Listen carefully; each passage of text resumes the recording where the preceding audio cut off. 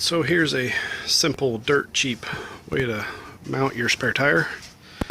Now I've got mine mounted backwards because I used quarter 20, but cause that's just what I had. If you upgrade this to, like, I don't know, maybe 3/8, then you can turn your wheel around.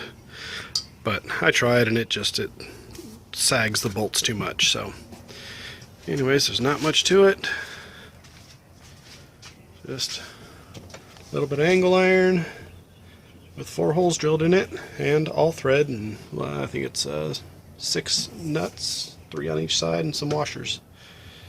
So no big deal. I think the center bolts, I just took out the existing ones, drilled holes, and put them right back in. So that's the original factory bolts. There's enough length in them